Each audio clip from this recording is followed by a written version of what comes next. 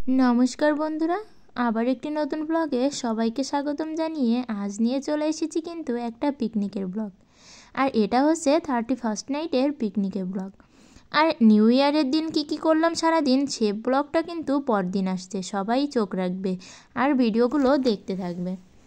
और एखाने किन्तु आमरा तो शुरूतेई कोनो प्लान करिनी जे पिकनिक करब, हुट करेई बोललाम दुपुरेर पर थेके सबार मत हलो जे किछु ना करले तो हयई ना, ताहले चलो सबाई मिले एकटू खिचुड़ी और चिकेन कषा करी।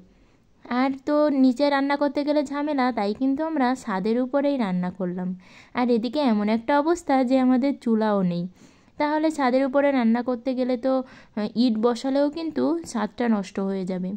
ताई आमरा अनेक सिस्टेम करे किन्तु एखाने एकटा चूला बानिয়েছি और सबाई मिले एखाने रान्ना करছি और खूब मजा करছি। माने आमादेर राधुनिर थेके एखाने क्यामेरामैन बेशी, सबाई पिकनिक निये जे जार मतो छबि तो पोस्ट करबेई, जार कारणे किन्तु माने रान्नार दिके तो मानुषेर मन जा आछे तार थेके छबि उठानो भिडियो करा एदिके एकटू बेशी।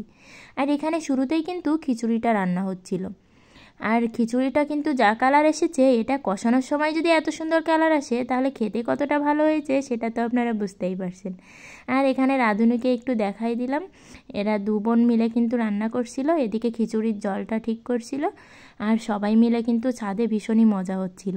আর রাধুনি তো একজন তো সব করছিল আর গোটাগাটা তো সবাই মিলেই আমরা করছিলাম।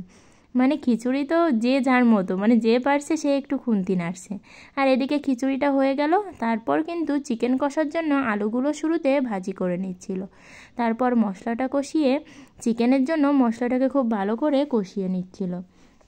আর এদিকে তো তোমাদের চুলা তো কেমন বানিয়েছি সেটার বর্ণনা তো দিলামই আগে।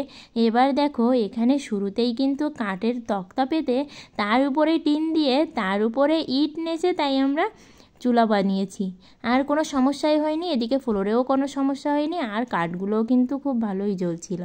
আর আমাদের অল্প কয়েকজনেরই পিকনিক ছিল, প্রায় 14-15 জন, আর বাচ্চাও ছিল, তো এই জন্যে কিন্তু আমাদের সব কিছুই পরিমাণে একটু কম কম, আমরা সবাই মিলে ভীষণই মজা করেছি।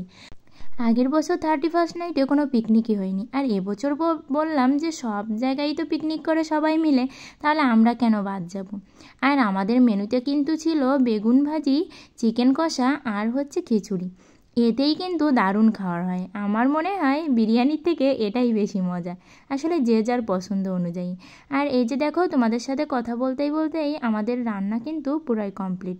বেগুন ভাজি, এই হচ্ছে চিকেন কষা আর দেখুন খিচুড়িটা যা কালার এসেছে না, এখনই ভিডিওতে ভয়েস দিতে গিয়েই জিভে জল আসছে, কারণ আমার একটু খিচুড়িতে দুর্বলতা আছে, মানে বিরিয়ানিতে দুর্বলতা না থাকলেও খিচুড়িতে একটু আছেই। আর কাঠের জালে বেগুন পোড়া যে এতটা মজার হয়, তাই এখানে যেহেতু কাঠের চুলাতেই রান্না করেছি সেই আগুনে একটা বেগুন না পোড়ালেই নয়, মনের ইচ্ছাটা পূরণ হয়ে যাক। আর এবার 12টার বাজতে না বাজতেই দেখুন শহরে কিন্তু প্রচুর পরিমাণে বাজি ফাটায়। গ্রামে সবাই পিকনিক করে মজা করে সারা রাত গান বাজনা করে নাচ গান করে, কিন্তু শহরে প্রচুর পরিমাণে বাজি ফুটায়। আমার সোনাবুড়ো তো ভীষণ ভয় পাচ্ছিল আর দেখতে কিন্তু ভীষণ ভালো লাগছিল। আর চারিদিকে এতটা বাজি ফোটাচ্ছে যে মানে ক্যামেরা যে কোন দিকে ধরবো সেটাই বুঝতে পারছি না। এদিকে সোনাবুড়ো কোলে উঠে চিল্লাচ্ছে, তার ভয় লাগছে। আর সবাই তো নিচ থেকে ছাদে উঠে চলে এসেছে বাজি ফোটানো দেখতে। তারপর আমরা খাওয়া দাওয়া করে নিলাম। ভিডিওটি ভালো লাগলে অবশ্যই লাইক কমেন্ট করবে, ফেসবুক পেজ থেকে দেখলে ফলো করবে আর ইউটিউব থেকে দেখলে অবশ্যই সাবস্ক্রাইব করবে।